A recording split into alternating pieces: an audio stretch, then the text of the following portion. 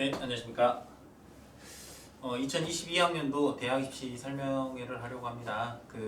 이제 일부에서는 학교 운영에 대해서 어떻게 할지에 대한 학년 운영에 대한 얘기를 했었는데, 어떻게 보면 그 학년 운영의 가장 밑바탕, 배경이 될 수 있었던 이유, 그렇게 운영하게 되려고 했었던 가장 큰 이유는 2022학년도 입시에서 그런 부분이 필요로 하기 때문에 했던 겁니다. 그래서 어떻게 보면 2022학년도 입시가 배경이라고 인지해 주시고 편하게 한번 들어주시고, 아무래도 이게 전체적인 설명을 하다 보니까 개개인별로 필요로 하고 딱 우리 아이에게 필요한 설명 좀 아쉽구나 이럴 밖에 없습니다. 그래서 그런 부분들에 대해서는 좀 메모하셨든 아니면 좀 아쉬운 점, 그 다음에 좀 보완했으면 하는 점, 더 궁금한 점, 이런 점들이 있으면 언제든 학교로 연락을 주시고, 이제 한 3월달 되면 그래도 학교로 찾아오셔가지고 상담하고 하는 게 수월하지 않을까 싶긴 합니다만, 또 4차 유행 얘기를 하는데 여러 가지 우려 속에 있지만, 그래도 그 우려와 걱정을 좀 기대와 기쁨으로 바꿀 수 있도록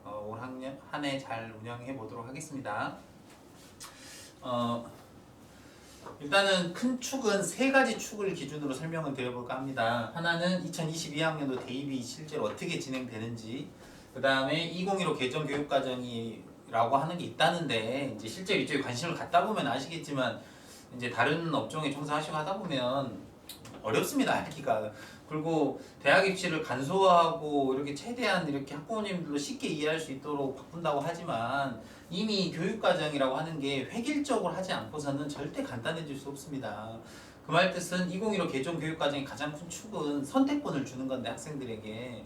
그러다 보니까 학생들도 멍하니 있다가 이제 자기가 어떤 과목을 필요로 하고 어떤 게 중요한지에 대해서 더 어린 나이에 알아야 되는 상황이 돼버렸고, 또 이 선택권을 갖다 보니 자기 나름대로 그에 따른 책임도 져야 되다 보니까, 대학에서도 너 이런 교육과정 선택했어? 그러면 너는 이런 걸 좋아하는구나, 이런 거를 싫어하는구나에 대한 감을 잡을 수 있게 돼버립니다. 그래서 대학 입시라고 하는 게 어떤 대학은 이런 아이를 좋아하고 또 어떤 대학은 저런 아이를 좋아하고 할 수 있다 보니까, 이 대학 입시는 정말 많이 복잡해질 수밖에 없는 것 같습니다.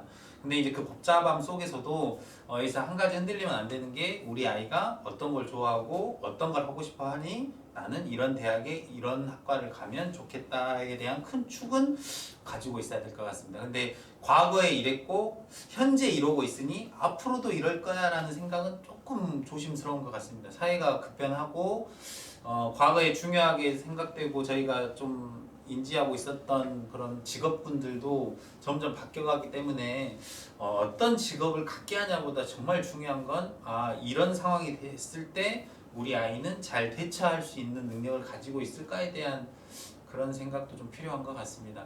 그래서 이제 저도 이제 작년에 처음 초등학교 1학년 학부모가 돼서, 예전에는 학부모라는 마음에 대해서 좀 잘 이해를 못했을 수도 있습니다. 근데 올해는 아직 어리지만 좀 더 학부모의 마음 속에서 잘 케어해 보도록 하겠습니다. 또 마지막 축은 이제 대학 수학능력 시험입니다. 대학 수학능력 시험이 이제 수능 체제 자체가 바뀌다 보니까 좀 또 여기 수능에서도 선택권이 들어가서 복잡한 면이 있지만, 어떤 선택인지 또 설명드리도록 하겠습니다. 일단 지금 이거는 아마 설명회 한두 번이라도 가보셨으면 많이 보셨을 텐데, 기본적으로 학생들이라고 하는 학생이라는 표현을 저희가 쉽게 생각하면, 고등학생이라고 하는 표현은 대학을 갈 수 있는 아이들에 대한 거를 학령 인구, 이제 입학 가능 자원이라는 표현을 쉽게 씁니다. 소위 말해서. 뭐 이 정도 입학 가능 자원, 그러니까 뭐 또 재수하고 이런 데를 빼고 그냥 기본적으로 이 아이들이 대학을 간다라는 전제를 깔았을 때, 예전에는 50만 명이 넘어가는, 또 당연히 저 학교 다닐 때 하더라도 60만 명, 70만 명이 수능 보던 시대였으니까. 하지만 지금은 50만 명을 넘어서서 재작년에 5만 명이 줄고 그 전에 또 7만 명이 주는 이런 상황들이 계속 반복이 되면서, 현재 올해 입시를 치르는 이 아이들은 41만 명 정도가 대학 진학을 가지 않겠냐라고 추정을 하고 있고, 근데 제일 큰 문제점은 4년제 대학의 입학 정원이 34만 명밖에 되지 않습니다. 34만 명입니다. 그러면 소위 말해 쉽게 생각하면 7만 명 정도가 차이가 있다라고 생각될 수 있지만, 실제로 여기는 4년제 대학이고요. 전문대학이 또 들어오게 되면 50만 명을 넘어섭니다. 그 말 뜻은 이미 대학을 가려고 하는 학생 수보다 모집하려고 하는 대학의 모집 인원이 더 많다는 뜻입니다. 그래서 우스갯소리지만 선착순 모집도 하는 대학이 생길 정도입니다. 그리고 등록금만 있으면 어떤 대학이든 대학을 갈 수 있는 상황이 돼버렸습니다. 그 말 뜻은 이제 과거에 부모님들이 인식하시던 대학이라고 하는 것이 어떤 의미인지에 대해서 다시 한번 생각해 보실 필요가 있는 겁니다. 그게 약간 대학도 이제는 중고등학교처럼 그냥 당연히 가는 곳이고 이왕 가는 거면 좀 더 좋은 대학을 갔으면 좋겠다에 대한 인식이 또 필요한 것 같고, 근데 우리 아이는 이왕이면 대학 가서 하는 것보다 차라리 취업이 좋겠다 하면 말 그대로 이제 취업 과정으로 이제 빠지는 거고요. 이제 그러다 보니까 이제 이 대학이라고 하는 거에서 아이들이 이제 솔직히 공부를 좀 안 하려고 하고 하면, 저희가 예전에는 그래도 졸업은 해야 되지 않겠냐, 대학은 가야 되지 않겠냐라는 인식들이 있었을 수도 있지만 지금은 돈만 있으면 그냥 말 그대로 이렇게 하는 상황이 돼서 아이들한테 지금 현재 작년도부터 지방대학에서 학생들 모집이 매우 어렵다라는 얘기들이 많이 나왔고요. 실제로 그게 작년에 결과로 나왔고요. 그래서 올해 같은 경우는 아이들한테 너무 지나치게 야 그래도 대학은 가야지라는 느낌으로 입시 지도를 하려고 하진 않습니다. 그 말 뜻은 최대한 마지막까지 해보자. 그리고 대학 수학능력 시험이라고 하는 체제가 바뀌었고 그 다음에 입시 환경이 바뀌었다는 소리는, 좋게 얘기하면 열심히 준비했던 친구들은 좋은 결과를 낸다는 기대감도 당연히 있겠지만 변화 속에 있다는 소리는 그만큼 불안정한 요소도 있습니다. 그 말 뜻은 입시가 어떻게 될지 아무도 모른다는 겁니다. 그래서 마지막까지 포기하지 않고 끝까지 그래도 공부에 집중해준 친구들에게는 생각지도 않은 정말로 좋은 기회나 좋은 운이 따를 수 있는 상황도 오지 않을까라는 기대감을 갖습니다. 그래서 혹시 아이들하고 진로 얘기하고 막 하실 때도 대학은 가자라는 느낌보단 그래도 너가 원하는 게 이런 거라면 그래도 이런 거를 좀 배울 수 있는 곳을 한번 가보면 어떻겠냐라는 느낌으로 아이하고 좀 진지하게 좀 대화해 주시고 상담해 주신다면 여기 학교에서 아이들 진로지도 할 때도 좀 많은 도움이 되지 않을까라고 생각을 합니다. 근데 상당수 아이들이 막상 9월 달에 이제 실제 대학 원서 접수를 할 때도 그때서야 이제 학과를 선택을 하고 막 어디를 써야 될까 이런 고민을 하는 경우가 생깁니다. 아무리 학기 초에 이렇게 고민 좀 해봐라 어디 하고 싶냐 이렇게 얘기를 하더라도요. 그래서 9월에 원서 접수 하겠지만 그 전에 아이들이 좀 더 고민해보고 자기가 어떤 걸 했을 때 더 효율적일지에 대한 상담은 부모님 이제 모르겠습니다. 또 제가 고3 학부모가 되면 또 아이들 상황이나 또 제 개인 상황이 어떻게 될지 모르겠지만 최대한 상담 많이 해주시고 대화 많이 해보시고 아이들이 어떤 걸 좋아할지 좀 더 고민해 보시면 좋겠습니다. 그 다음에 이제 간단하게 이제 대입에 대해서 좀 말씀을 드리면, 크게 대학에서 학생들을 모집할 때는 크게 세 가지로 모집을 합니다. 첫 번째가 수시, 두 번째가 정시. 이제 정시 이거 좀 가려서 안 보여버리네. 정시, 그다음 마지막이 추가 모집이라 해서 총 세 가지 모집을 합니다. 근데 이제 추가 모집은 소위 말해서 없다고 일단 생각은 하시고, 수시하고 정시, 즉 수능 시험을 기준으로 해서 수능 시험 이전에 치러지는 걸 수시, 이후에 치러지는 걸 정시라고 쉽게 생각을 하시면 대학에서는 그렇게 끝나 보구나. 근데 정시는 말 그대로 수능 이후에 치러지는 시험이다, 모집이다 보니까 수능이 중요하고요. 수시에서는 수능 이전에 치러지다 보니까 학교생활 기록부가 기본적으로 내신 등급 이런 것들이 기본적으로 중요합니다. 그래서 근데 이제 올해 이제 이런 소문들이 많이 돕니다. 정시로 많이 뽑는다 하지 않냐, 수능이 중요하다 하지 않냐. 이번 최근에 뉴스 나왔죠. 그 추가 모집 때 그렇게 성적이 낮은데도 이런 대학을 합격한다고? 그럼 결국에 추가 모집에 원서 쓰는 게 더 전략적인 거 아니야? 이런 생각을 할 수도 있긴 합니다. 근데 이제 그렇다고 요행을 바라고 한 번의 운 때문에, 한 번의 그런 특이한 사례 때문에 우리 아이의 그 입시 전략을 그렇게 세운다는 건 조금 무모할 수 있습니다. 그리고 이게 동시에 진행되는 거라면 여기 중에 어디를 선택할까 고민하지만, 보시다시피 시기가 있습니다. 수시 먼저 치러지고 끝나면 정시 치러지고 끝나면 추가 모집이 치러지는 겁니다. 그 말 뜻은 요행을 바라고 추가까지 기다렸다가 여기서 실제 운이 작용되지 않는다면 다시 재수를 해서 수시를 치러야 되는 최악의 상황이 오기도 합니다. 그래서 각각의 상황에 맞게 요행보다는 우리 아이의 노력과 그 다음에 그거에 걸맞는 전략을 잘 세워서 지도할 수 있도록 하겠습니다. 그 다음에 이거는 그냥 간단하게 보여드리는 그냥 표 같은 건데요. 그냥 대학들이라고 하는 게 어떻게 구성되어 있는지만 그냥 간단히 얼핏 보시는데, 여기서 이제 말씀드리고 싶었던 거는 특수목적대, 그러니까 사관학교, 경찰대 같은 곳이나 그 다음에 여기 카이스트, 유니스 같은 그런 과학기술 특성화 대학교 같은 경우는 저희가 수시 모집별 원서를 쓸 때 보통 6회 원서를 쓰게 됩니다. 근데 그 6회에 포함되지 않는 거죠. 그런 말은 여기를 쓴다는 것은 대학 원서를 7카드 이상을 쓸 수도 있다는 뜻이기도 합니다. 근데 이제 모든 아이들이 또 쓰는 건 아니라서 그냥 참고용으로만 인지하고 계시면 될 것 같습니다. 일단 그 다음에 그 모집 시기에 따라서 모집 인원이 어떻게 변해가는지 좀 보시다 보면 아무래도 많이 뽑는 곳에 아이가 원서를 썼을 때 좀 더 좋을 거 아닙니까? 그래서 이제 큰 틀에 가급적이면 학부모 설명회용 자료라서 숫자를 많이 쓰진 않으려고 했습니다. 너무 숫자가 많아지면 보기를 많이 힘들어 하시더라고요. 그래서 그냥 좀 했는데, 여기는 그래도 일단 기본적인 숫자가 좀 필요해서 일단 2021학년도가 작년이고 2022학년도가 올해입니다. 근데 올해 입시에서 보시면 알겠지만 수시 모집 같은 경우는 모집 인원수가 조금 줄었습니다. 한 2%? 뭐 1%, 1.3% 정도? 그리고 정시가 조금 늘었고요. 근데 이게 2년으로 보면 뭐 똑같이 하지만 한 최근 4, 5년을 이렇게 쭉 크게 보면 생각보다 수시의 모집 인원이 계속 늘어가는 추세에서 올해 정시가 갑작스레 좀 늘게 된 추세가 생깁니다. 그 말 뜻은 이제 정부의 정책이 좀 바뀌다 보니까 대학에서도 이제 그 예산을 받아서 대학 운영을 해야 되는 상황이 있어서 아무래도 이제 정시 쪽으로 모집을 할 수밖에 없는 구조가 되기도 했습니다. 근데 이게 모든 대학이 그러냐? 그건 또 아닙니다. 그래서 수도권에 우리 소위 말해 저희가 좀 선호할 수 있는 대학이 몰려있는 수도권 지역에 있는 대학들은 정시가 좀 많아졌지만 실제 지방대에서는 정시가 많아지진 않았습니다. 그래서 그걸 통칭해보니 수시하고 정시가 큰 차이가 안 느껴지기도 하는 겁니다. 근데 이제 이거를 좀만 더 디테일하게 보면 수시 모집에 학생부 교과 전형과 학생부 종합 전형, 그다음 논술 전형, 그다음 뭐 실기 뭐 이런 다양한 전형들이 있지만 그냥 저희 학교 학생들이 가장 많이 쓰고 있는 교과와 종합만 놓고 일단 해석을 하시면 교과 전형은 조금 늘었고요. 종합 전형이 한 7,000명 정도가 줄었습니다. 그럼 우리 아이들이 종합 전형을 가기가 더 어려워지는 거 아니야? 뭐 이렇게 생각할 수 있지만 항상 그 해석의 기준은 이건 전체적인 경향성이라서 저희 학년 운영할 때도 그거를 기준으로 짜긴 하지만 모든 아이들이 해당되는 얘기는 또 아니다 보니까 중점 둬야 되는 부분들이 있더라고요. 그러니까 종합 전형이 많이 줄었다면 그 우리 아이의 성적이 어느 정도인데 죄송합니다.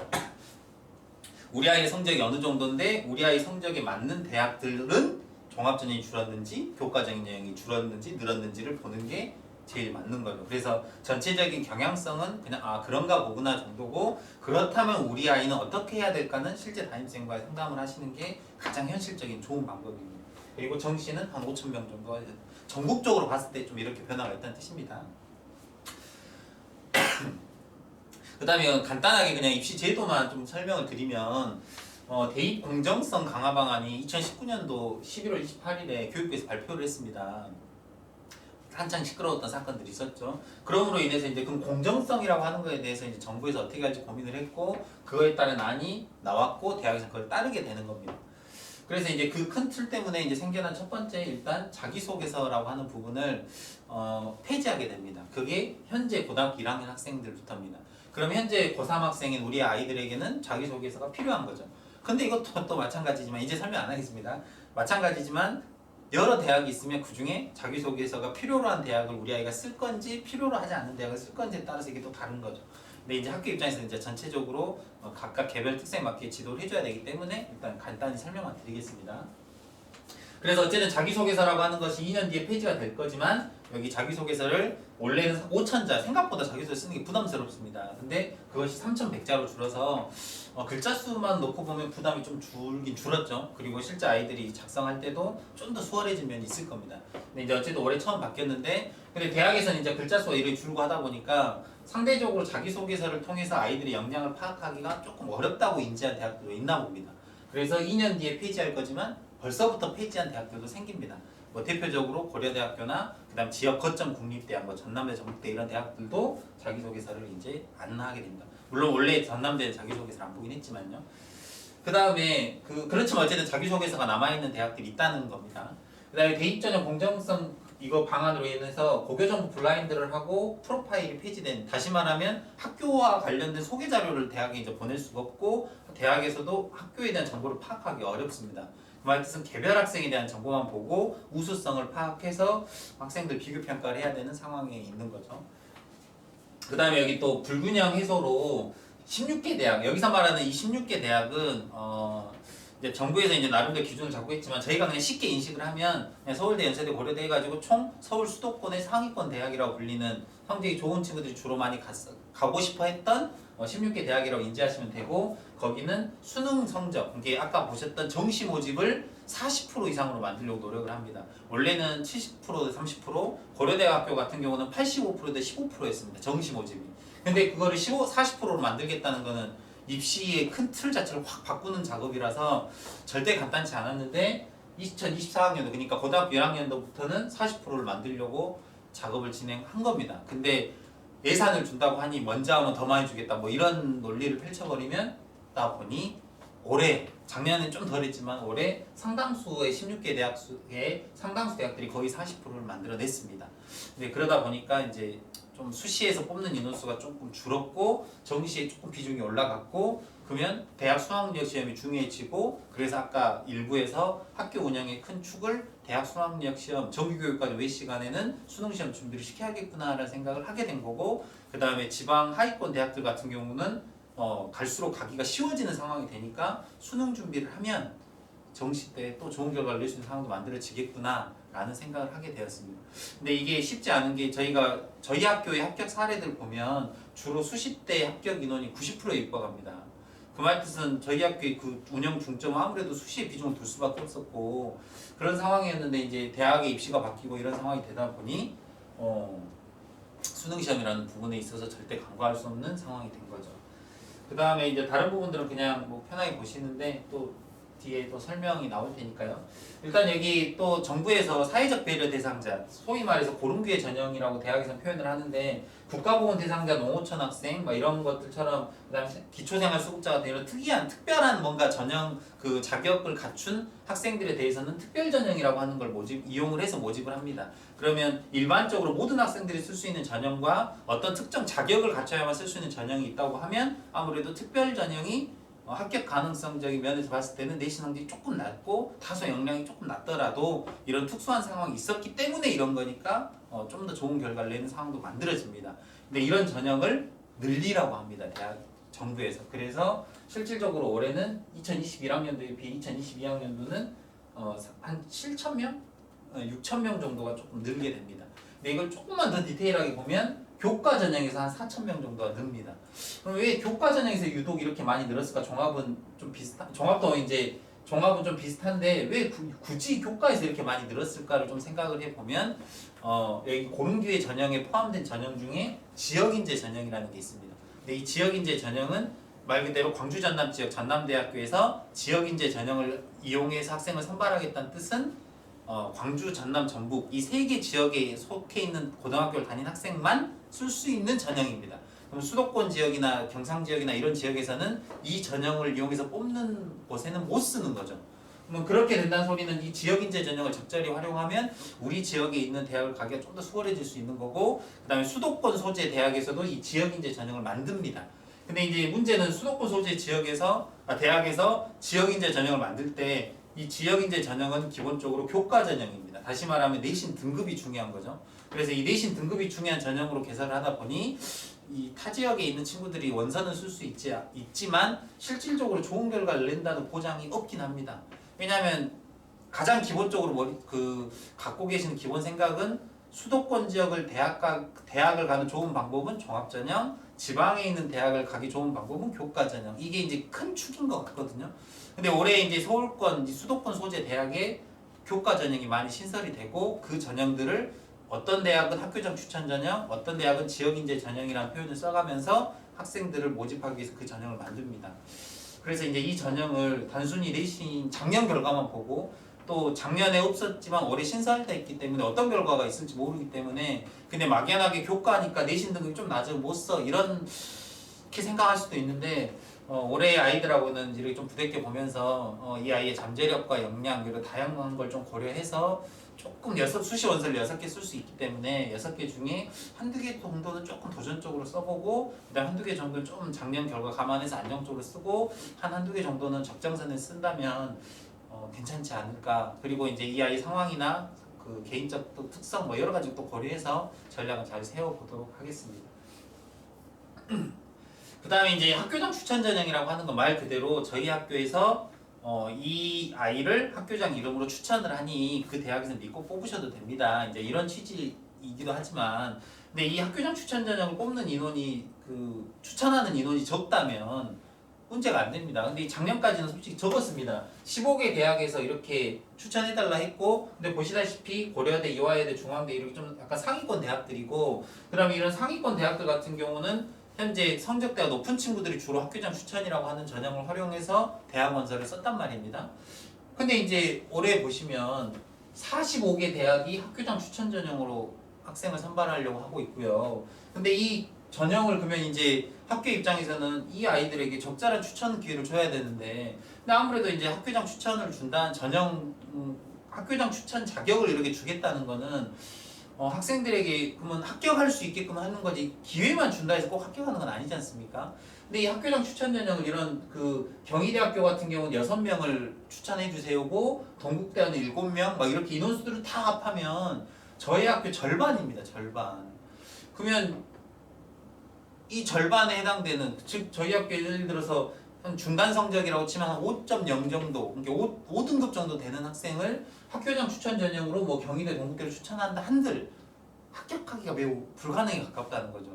근데 무조건 이게 추천만 한다 해서 좋은 결과 낸다는 보장도 없는 거기 때문에 어떻게 이 추천 전형을 활용을 하고 어떻게 이걸 전략적으로 이용을 할 수 있을지에 대한 고민이 정말로 좀 필요로 합니다. 근데 이제 문제는 이 학교장 추천 전형이 일부 서울대나 카톨릭 의대 같은 이런 일부 몇 개 대학을 제외하고는 보시다시피 거의 다 교과 전형입니다. 교과 전형.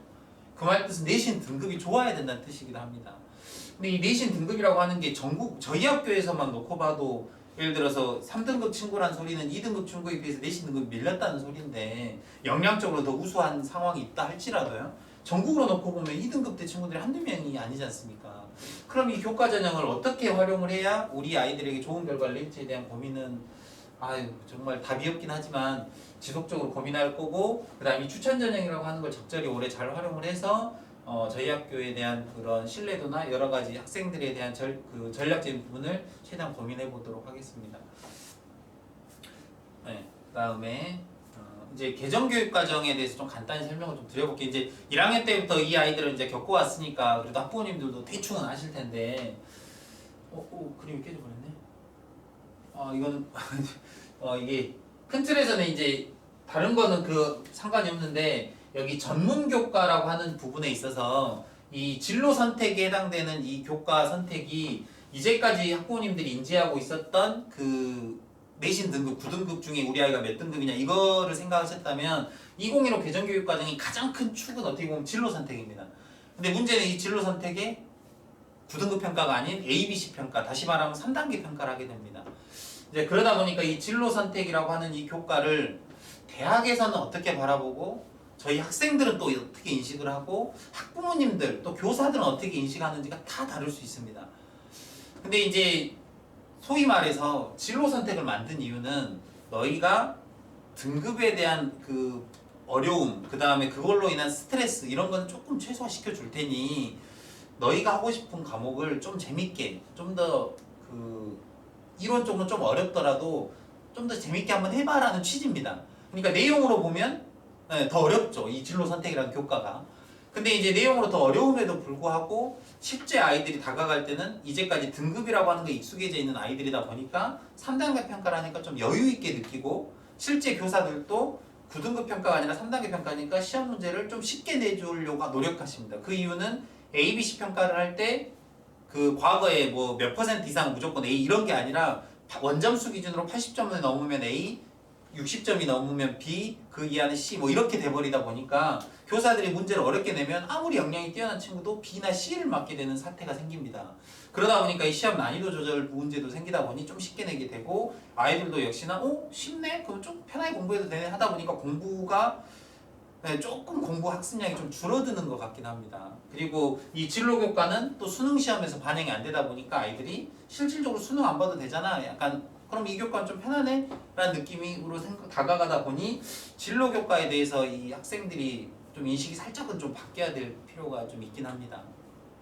그래야 여기 진로 교과에 있어서 자기 역량을 키울 수 있고 실제 대학 가서도 필요로 한 교과니까 훨씬 더 효율적인 대학 생활을 할 수 있을 것 같은데 아직까지 아이들이나 또 학부모님들이나 또 교사들 모두 다 아무래도 등급에 좀 더 연연하게 되는 것 같습니다. 일단 진로 선택 좀 더 자세히 말씀드리도록 하겠습니다. 일단 여기 한번 진로 선택 과목만 한번 보시면 쉽게 생각해서 성취율이 80% 이상이면 A, 아까 말씀드린 B, C 이렇게 세 단계로 구분을 합니다. 그러니까 예를 들어서 이제 고전 읽기라고 하는 과목이 저희 3학년에 일단 있는데요. AC로 보면 실제 원점수가 이 아이가 95점을 맞았고 과목 평균이 70점이라고 하면 95점이니까 80점이 넘은 겁니다. 원점수 기준으로. 그러면 이 친구는 A를 맞게 됩니다. 그리고 수강자 수가 몇 명이고 그 다음에 여기에 학생 비율, 즉 80점이 넘은 친구들이 70%, B가 20%, C가 10%라는 뜻입니다. 그래서 실제 진로 과목을 아이가 수강을 하게 되면 학교생활 기록부에 이렇게 표시가 되는 겁니다. 과거에 여기에 A, B, C가 아니라 등급, 9등급, 8등급 이런 등급이 표시돼 있었다고 하면 그러면 이제 대학에서는 이걸 보면 원점수당 평균이나 이런 비율 같은 걸 코로나19 감염 예방을 위해 식사 전에는 반드시 비누와 물 또는 손소독제로 손을 학교에서 씻어야 찍다 합니다. 보니까 급식실에서는 앞 학생과 거리 이런 두고 영상, 출석해 이런 소리를 식사 중 통해 대화하지 아이들에게 점심시간 식사할 때 자료 지도하고 옮기지 있습니다. 않기. 우리 함께 실천해봐요. 올바른 식사 예절은 건강한 생활의 기본입니다. 네, 이렇게 하고 아이들이 이제 밥을 먹으러 갑니다. 네, 좀 생동감이. 그러다 보니까 어쨌든 대학에서는 이제 보통 등급으로 학생들 평가했던 거를 이 ABC를 기준으로 평가하게 되고 그 말씀 대학에서 신뢰도가 좀 낮을 수 있죠. 예전에 4% 이상 1등급이었던 거를 A로 보려고 했더니 70%가 A인 겁니다. 그러면 과연 이거를 얼마나 대학에서 이 아이의 역량을 신뢰하기 어렵다는 거죠. 그래서 진로 과목을 볼 때는 ABC보다는 대학에서는 교과 세특을 주로 보려고 노력을 하는 겁니다. 근데 교과 세특을 본다는 거는 아까 전형들 중에 학생부 교과전형, 학생부 종합전형 중에 학생부 종합전형이 교과 세특을 보는 거죠. 그러다 보니까 이게 이제 우리 아이가 내신 등급이 좋냐, 진로에서 ABC 중에 A를 많이 받았냐, 그 다음에 교과 세특은 잘 써져 있냐, 그 다음에 모의고사를 봤더니 모의고사 성적이 잘 나오냐, 각각의 그 장단점에 따라서 교과 전형을 쓸지, 종합 전형을 쓸지, 정시 전형을 쓸지에 대한 그런 판단을 해야 되는 거죠. 그리고 이게 한 번만 보고 또 판단할 수도 없기 때문에 이게 판단에 대한 기회나 이런 것들이 많이 생겨야 하는 거고요. 네. 그래서 아무튼 진로라고 하는 과목은 이런 성격을 가지고 있고요. 그래서 이제 좀 분석을 해봤습니다. 이건 어떤 분석이냐면요. 이 대학에서 그 진로 ABC인데 이 ABC를 우리는 믿어. 그래서 어쨌든 평가를 할 거야. 그래서 학교생활 기록부 성적을 볼 때 이건 1등부터 9등급까지 해서 성적을 보지만 진로 교과는 나는 ABC 3개를 할지언정 나는 보겠어 라는 대학이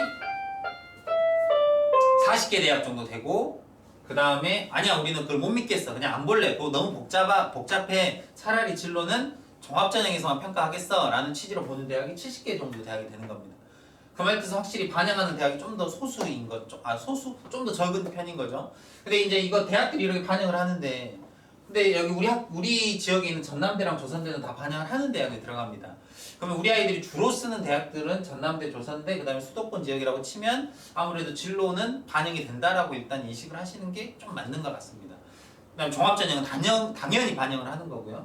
그러면 이제 이 반영을 할 때 과연 어떻게 반영을 할지가 또 다양합니다. 한번 보시면요. 아까 보셨던 그 A, B, C가 있으면 A는 뭐 예를 들어서 5점, B는 3점, C는 1점 이런 식으로 주는 가산점 방식을 취하는 대학이 한 23개, 40개 대학 중에 있는 거고요.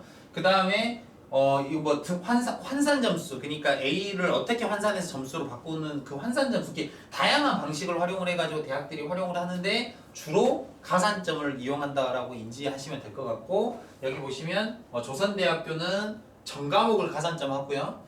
여기 전남대학교 같은 경우는 3과목만 가산점 반영을 하는 겁니다.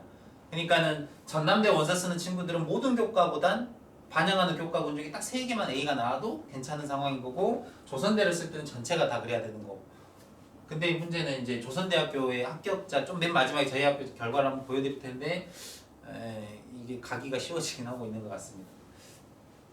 일단 이거는 구체적인 사례인데 이제 이거는 그냥 자료를 통해서 그냥 한번 편하게 보셔도 될 것 같습니다. 이거 설명하는 것도 상당히 길어지더라고요. 그래서 이거는 설명 일단 생략하고 이제 여기는 그냥 사례를 한 개 보여드릴게요. 무슨 말인지. 예를 들어 고려대학교가 어떻게 방식을 선출을 하냐면요. 우리 아이가 A를 맞았습니다. 그러면 다 같은 A가 아니라 이 A를 맞은 학생이 있는데 아까 여기 이거 또 파일이 깨져버리네요. 성취도 A의 학생 비율이 몇 프로냐 이겁니다. 그럼 성취도 A의 학생 비율은 아까 만약에 70%였다고 치면 70%니까 여기다 70을 쓰면 100분의 70이니까 1 더하기 0.7 해서 1.7로 해석을 하는 겁니다. 그럼 저희가 1등급이면 1, 2등급이면 2였으면 얘는 1.7로 해석이 되는 거죠. 혹시 이해되시죠? 그래서 A를 맞으면 절대 2등급까지 갈 일은 없는 겁니다. 100% A가 될 일은 없으니까. 그래서 고려대학교는 약간 이런 식의 방식을 쓰는 거고, 그 다음에 서강대학교 같은 경우는 하위, 그러니까 아까 고려대학교는 딱 우리 A를 맞은 아이들만 신경 쓰는 느낌이라면 서강대학교는 A를 맞은 애들 말고 B하고 C를 맞은 아이들까지 고려를 하게 됩니다. 그 말 뜻은 무슨 말이냐면 예를 들어서 아까 그냥 그거 A씨 그냥 생략하고 A가 70, B가 20, C가 10이었지 않습니까? 아까 A씨가 그 말 뜻은 A를 맞은 학생 입장에서 봤을 때 자기보다 낮은 성취도를 가진 친구가 30%인 겁니다. B 20, C 10. 그러면 그 30%에 해당되는 아이들에다가 더하기 자기가 맞은 70%의 절반이니까 35인 거죠. 그러면 35 더하기 30인 거니까 우리 아이는 65로 해석을 해버립니다. 그 말 뜻은 하위 성취 비율이 30%밖에 안 됐기 때문에 이런 일이 생긴 거고, 만약에 A가 10이고 나머지 BC가 90이었다면 90 더하기 5로 10을 2로 나눈 거니까 이 5를 더하면 95로 보는 거죠. 그 말 뜻은 서강대학교 대학 원서를 쓸 때는 그 학교의 성취 비율상 A가 적으면 적을수록 서강대는 좋은 거인 겁니다. 고려대학교도 마찬가지고요. 근데 또 이 고려대학교와 서강대를 맞춘답시고 그 진로교과를 어렵게 낸다고 하면 A를 맞은 친구들은 적으니까 유리할지 모르지만 그러면 나머지 아이들은 어떻게 하겠습니까? 그래서 지금 저희 학교 같은 경우는 어떤 특정한 뭔가의 목표를 맞춘다기보다도 그냥 교과 선생님들이 그래도 전국적으로 봤을 때 A가 많은 것이 좀 더 유리한 것 같습니다. 그래서 A를 좀 많이 맞게 하면서 시험을 좀 쉽게 내주시되 최대한 아이들이 좀 수업에 적극적으로 참여하고 활동적인 부분이나 좀 더 진로에 대해서 도움이 될 수 있게 수업 구상을 해달라고 지금 학교에서는 운영을 하고 있는 중입니다. 네, 마지막으로 하나만 그냥 전남대 하나만 더 보시면 아까 전남대학교 같은 경우는 상위 3과목만 본다고 했지 않습니까? 근데 그 상위 3과목 중에 A가 있으면 5점, B는 3점, C는 1점 뭐 이런 식으로 계산을 해줍니다. 그러니까 여기는 이제 B를 맞으면 A를 맞으면 2점 차이가 나지 않습니까? 그래서 이 2점 차이 난 게 어떤 의미인지에 대해서 이제 등급으로 환산해서 막 작업을 해봤더니 0.0167이라서 진로교과의 영향력은 일반교과의 한 등급의 영향력에 비해 10분의 1도 되지 않는 10분의 1보죠 이건 10분의 1도 되지 않는 매우 낮은 수준의 성적을 반영하는 겁니다. 그래서 실제 전남대에 문의를 해본 결과 전남대학교 사정관들도 진로교과에 대해서 반영을 안 할 수는 없고 하지만 반영을 한다는 거는 이런 뭐 일반교과에 비해서 반영 비율이 아무리 낮을지언정 그래도 아이들한테 관심 갖고 공부해달라는 취지입니다 정도로 해석해달라고 하더라고요. 그러니까 나에게 필요하니까 하고 필요하니까 안 하니까 이게 아니라 있고 수업 시간이 배정돼 있고 진로를 위해서 필요한 교과라면 그래도 좀 더 재밌게 하면 더 좋지 않을까 생각을 해보았습니다. 이제 마지막으로 대학 수학능력 시험이라는 건데요. 이제 이거는 하도 많이 나와서 이제 다른 거는 그냥 좀 패스하고 일단 국어하고 수학이 선택형으로 바뀐다는 점 하나와 그 다음에 제2외국어 한문이 절대평가로 바뀐다는 거 하나 이 정도만 일단 이해를 해보시고 근데 문제는 이게 선택형으로 바꿨을 때의 어려움을 한번 간단하게 표로 좀 보여드려 볼게요. 이거는 선택 과목을 한다는 거는 과거에 A라는 선택과 B라는 선택이 있으면 두 가지 선택을 했을 때 각각의 집단을 따로따로 해서 평균점수나 평균점 다 따로따로 매겼습니다. 그래서 대학 입시를 치르고 등급 산출할 때도 각 다른 집단인 겁니다. 옛날로 치면 수학, 과영, 나영도 애초에 가영을 선택하냐 나영을 선택하냐에 따라서 다른 집단이기 때문에 이 집단은 이 집단대로 평균 등급과 표준 점수와 백분위를 산출을 하고 이 집단은 이 집단대로 등급과 이런 거 산출을 했던 겁니다. 근데 이제 올해 여기 2022 수능부터는 다른 집단이 아닌 겁니다. 그냥 동일한 아이들인 겁니다. 그냥 다만 이 동일한 아이들이 공통 과목을 볼 텐데 그거 외에 선택 과목을 선택을 하는 겁니다. 예를 들어서 이제 수학으로 제가 수학이라서 편하게 수학 기준으로 좀 말씀을 드리면 미적분, 기하, 확통 이 세 개의 과목 중에 하나를 아이들이 선택을 할 거 아닙니까? 그러면 좀 편하게 생각하셨을 때 미적분을 선택한 학생들하고 확률과 통계를 선택한 학생들 중에 어떤 아이들이 수학에 대해서 좀 더 좋아하고 더 잘하려고 할까요? 아무래도 저희가 미적분을 선택한 친구들이 자연계열 성향의 친구들이고 다른 과목에 비해 수학에서는 좀 더 성취도가 좋은 편이기도 합니다. 근데 이제 이 평가원칙에서도 이걸 아는 거죠. 그러면 이런 해석이 되지 않을까요? 이제 좀 복잡한 부분이라 그냥 이거는 일단 생략하고 미적분을 선택한 집단과 확률과 통계를 선택한 두 개의 집단이 있었을 때 미적분을 선택한 집단이 공통 과목을 시험을 봤을 때 평균 점수가 좀 더 높을 거고요. 확률과 통계를 선택한 집단이 공통 과목을 봤을 때 평균 점수가 좀 낮을 겁니다. 그 다음에 반대로 선택 과목은 미적분을 본 아이들의 평균 점수하고 확률과 통계를 선택한 아이들의 평균 점수가 있을 거 아닙니까? 근데 미적분이 아무래도 확률과 통계에 비해 내용 요소적으로 봤을 때 좀 더 어렵습니다. 그래서 실제 그러지 않을 수도 있지만 미적분의 평균 점수가 확률과 통계의 평균 점수보다 좀 더 낮을 수 있습니다. 실력이 낮다는 게 아니라 평균 점수가요. 근데 그렇게 됐을 때 평가원 측에서는 이 아이의 점수를 높게 주기 위한 구조적인 작업을 한 겁니다. 쉽게 생각하셨을 때. 다시 말하면 공통 과목을 보는 집단의 평균 점수가 높을수록 선택 과목에 선택한 집단의 평균 점수가 낮을수록 내 점수는 좋은 유리한 상황이 되는 겁니다. 그러니까 학생들이 어떤 선택을 할 때 저 과목이 내가 좀 잘 볼 것 같은데 약간 이런 느낌도 물론 중요하지만 너무 그 점수에 의해서만 선택을 했을 때에 대한 어려움을 조금이라도 조정해주기 위한 작업이라고 생각하시면 됩니다.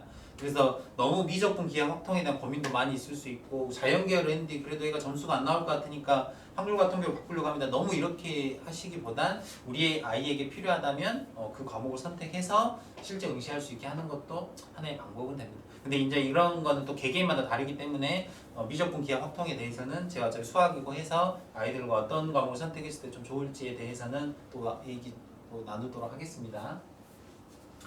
그 다음에 이거는 이제 그 절대평가에 해당되는 한국사, 영어, 올해부터 시작된 제2외국 한문까지 이 세 개의 영역에 대해 절대평가를 시행을 하는데 뭐 영어나 한국사 이런 건 원래 알고 계셨으니까 근데 다만 제2외국어 한문이 절대평가로 시행이 되다 보니까 어떤 일이 생기냐면 과거에 혹시 그런 표현 들어보셨을 겁니다. 아랍어 쏠림 현상. 그 말 뜻은 아랍어는 잘하는 애들이 별로 없다 보니까 그냥 다 찍습니다. 그래서 찍기 대결 해가지고 운 좋게 잘 찍은 친구들이 원점수는 한 23점, 막 25점, 그 50점 만점에 절반밖에 못 맞았음에도 불구하고 2등급 막 이렇게 맞는 일이 생깁니다. 근데 올해부터는 절대평가를 시행하다 보니까 25점을 맞으면 5등급이 되는 겁니다. 이해가 되시죠? 그러면 아랍어를 선택할 이유가 사라지는 거죠. 그리고 실제 저희 학교는 지금 제2외국어로 일본어와 중국어를 시행하고 있습니다. 그러면 일본어, 중국어를 시행하고 있으면 이왕이면 그걸로 수능을 보는 게 좋겠죠? 그럼 실제로 그 아이들이 수능을 봤을 때 그 외고 학생들에 비해서 성취도가 좀 낮다 보면 좋은 등급을 맞기 어렵지만 상대평가니까 근데 절대평가라서 이번부터는 그냥 자기가 보고 잘 보면 좋은 점수를 받는 겁니다. 그게 대표적으로 작년에 영어 같은 경우도 절대평가였고 시험이 쉽게 나오다 보니 1등급 비율이 12%가 나오는 아주 초유의 사태가 일어난 거죠. 보통 4%인데 그러면 이제 우리 아이들에게 중국어나 일본어를 했으니까 한번 제2외국어를 봐볼래? 라고 권유했고 권유 한번 해보면 아이들이 좋은 성취도가 나왔을 때 1, 2등급이 나오면 상당히 유의미하겠죠. 근데 이제 문제는 이 제2외국어를 대학에 원서를 쓸 때 활용을 해야 되는데 어떻게 활용될지에 대한 고민을 좀 해보려고 했더니 실제 대학에서도 이게 절대평가가 되면 얼마나 활용이 되겠어? 얼마나 큰 의미가 있겠어? 라고 해석을 하나 봅니다. 근데 대학에서도 그 인문대학, 뭐 영어 영문학과나 이런 그 인문대학 같은 경우는 제2외국어 실력이 필요합니다. 아 중어중과 가는데 중국어 실력은 기본적으로 있으면 좋지 않겠습니까? 그래서 이제 대학마다 그래도 제2외국어를 잘하면 차라리 사회탐구 영역을 잘하는 것보단 우리는 그게 더 성적이 잘한 게 더 중요해라고 하는 대학들 중에 일부 대학 솔직히 적긴 합니다. 강원대, 성균관대, 전북대, 한국교원대 이 4개 대학에서는 그런 건 필요해라고 얘기를 했고 그러면서 그거를 어떻게 할지에 대한 방법이 첫 번째가 이제 그 사회탐구 영역 2과목을 시험을 볼 텐데 그 2과목 중에 한 과목 성적이 제2외국어 성적보다 낮다면 바꿔치기 해주는 겁니다. 그러면 제2외국어 성적이 사회탐구 영역 한 과목 성적으로 바뀌는 거니까 이 친구는 제2외국어 실력으로 사회탐구 영역 하나를 대체할 수 있다면 성취도 좋은 결과가 전체적인 성적이 올라가는 효과가 생기겠죠. 그 효과를 주는 게 이 4개 대학이란 뜻입니다. 그다음에 이제 아무래도 이제 저희 근교에 있는 대학 중에서는 전북대학교가 있으니까 전북대학교에서는 모든 과가 그러는 건 아니고요. 이제 제2외국어가 활용되는 학과 일부 학과들에 대해서만 하는 거고 학생들에게 이제 이런 정보를 제공해서 수능 시험 때 좀 필요하지 않겠냐라고 한번 대화를 해서 응시할 수 있도록 한번 해보겠습니다. 그 다음에 이제 마지막 수능에서 이제 정시가 아까 확대가 됐고 그 여러 가지 면에서 이제 우리 아이가 수능을 잘 준비하면 좋은 결과 낼 수 있을까라는 이제 기대 심리가 있으실 수 있지만 이제 좀 이거는 좀 무거운 얘기인데 이제 서울 지역 소재 대학의 12개 학교의 정시로 실제 수능 합격자를 한번 재학생과 재수생을 분리를 한번 해봤습니다. 그랬더니 2016학년도에는 거의 한 반반 정도 되는 비율이 재작년 2020년 작년이군요. 결과를 봐봤더니 이렇게 바뀌어 있습니다. 그 말 뜻은 학생들이 재수생들 비율이 물론 늘어가고 있는 것도 있지만 재학생들이 수능 준비를 하는 그 교육 과정이 과거하고 좀 다르게 좀 더 선택권이 많아지고 하다 보니 학교 교내 활동이나 이런 데 좀 더 집중하는 경향이 생겨서 수능에 대한 대비가 조금 더 부족한 건 사실입니다. 근데 이제 이 재수생들과의 그러면 경쟁력은 아무래도 약해질 수밖에 없는 거죠. 그래서 이제 이런 상황이 되는데 실제로 정부에서도 이 정시 확대 아까 했던 상위 16개 대학인데 그냥 전 15개 대학 기준으로 했지만 16개 대학에 대해서는 정시를 확대해라 40%까지 늘려라 라고 했고 실제 대학에서도 그렇게 늘렸고요.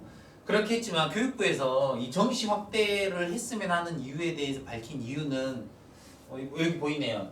밝힌 정시 확대 의미는 대입 제도전의 기회를 부여하려고 하는 거다라고 합니다. 그럼 결국에 제도전이니까 재학생들을 위한 어떻게 확대라기보단 재수생들을 위한 기회이기도 한 거죠. 그래서 아이들한테 정시가 늘었으니 열심히 수능만 준비해봐 이 말이 또 논리적으로 어렵긴 합니다.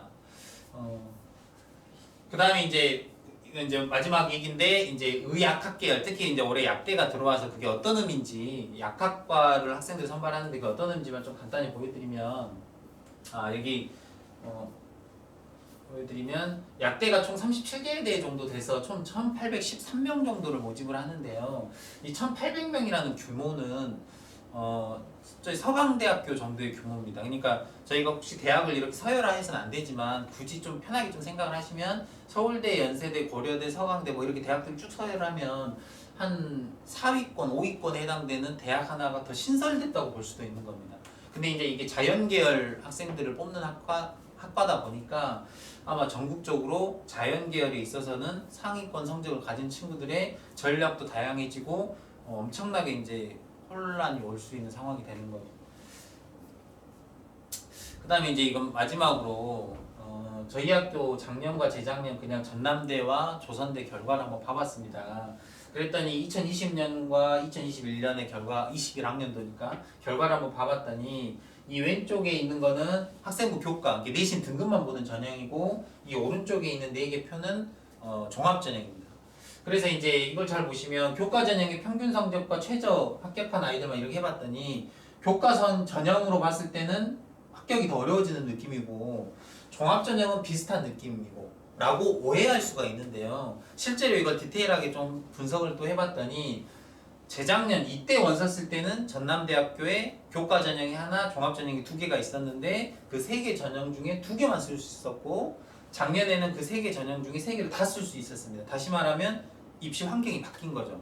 그래서 이제 작년 그 학생들 지도하실 때는 전략적으로 교과 전형 하나, 종합 전형 하나 쓰는 이런 전략을 안 세우고 3개를 다 쓰는 전략을 세운 학생들이 많더라고요. 그러다 보니까 상대적으로 교과 전형에서의 합격률은 비슷한데 합격자 건수는 근데 이제 좀 상위권 학과들이 합격자들을 많이 한 것 같고요. 이 중위권 학과들의 학과는 오히려 교과에서 좋은 결과가 안 나오고 안 나오고 종합전형에서 좋은 결과가 많이 나왔다고 합니다. 뭐 실제 합격 건수도 여기에 비해 여기가 3건 이상, 3배 이상 많아지고 3배 이상. 그 말 뜻은 작년에 저희 생활기록부 기록적인 면이나 이런 여러 가지 면 고려해봤을 때 종합전형에서 상대적으로 그 전남대학교를 합격한 사례들이 많이 생기고 있고 그 생기는 그것들을 좀 종합적으로 분석해 봤더니 교과 전형도 물론 잘 관리가 돼야 되고 할 필요성이 있지만 이제 전남대학교 같은 지방대학에서도 기본적인 종합전형에 대한 역량은 필요로 하는구나가 좀 이번 입시 결과에 대한 분석 자료입니다. 그 다음에 조선대학교 같은 경우는 이제 비슷합니다. 비슷한데 큰 틀에서 보시면 알겠지만 합격한 학생들의 최저와 전체적인 평균 성적대들이 약간씩 이렇게 좀 내려가고 있습니다. 근데 이제 작년에도 그 추가 합격한 학생들이나 이런 막 결과들을 봤더니 생각지도 않게 좋은 결과를 낸 친구들이 많았다고 하더라고요. 그래서 올해는 이 조선대학교를 기준으로 해서 더 하위권 학과를 혹시라도 지원하려고 하는 학생들에게는 좀 조언을 해볼까 합니다. 작년 결과를 보여주면서 선배들이 이런 결과가 있었는데 올해는 더 그럴 수도 있으니 마지막까지 수능 준비하면서 열심히 해보면 어떠냐라고 이렇게 동기부여를 해볼까 합니다. 이제 좀 생각보다 시간이 좀 길어졌는데요. 이제 그 결론적으로는 어떤 입시 컨설팅을 받고 어디에서 누구에게 어떤 조언을 받을지언정 보통은 이렇게 부탁을 합니다. 우리 아이가 내신이 3.0등급인데 어디쯤 갈 수 있겠냐? 어디를 가면 합격할 수 있겠냐라고 말하지만 3.0이라는 수치는 너무 이 아이의 그 편협한 정보이면 이게 너무 소소한 정보인 거죠. 그것 말고도 충분한 정보가 있어야 되고 그거를 할 수 있는 가장 기본은 그 담임입니다. 담임. 그래서 이 담임교사가 아이를 제일 잘 파악할 수 있게 충분한 정보가 주어져야 됩니다. 그러면 학부모님의 언어를 통해서 상담을 통해서 전달을 받을 수도 있고 교과 선생님들과의 소통을 통해 전달을 받을 수도 있고 아이의 기본적으로 수업 시간 태도, 자습 시간 태도, 그 다음에 집중력, 여러 가지 과제 수행 정도 여러 가지 정보를 종합해서 아이들을 파악하고 지도를 하기 때문에 아까 일부에서도 부탁드렸지만 학생들이 기본적으로 학교에서 잘 적응하고 최대한 학교에 머물면서 자신의 실력을 키워갈 수 있도록 환경 조성도 할 테니 믿고 올해 한 해 지켜봐 주시면 감사하겠습니다. 이상으로 2부 입시 설명회를 마치도록 하겠습니다. 감사합니다.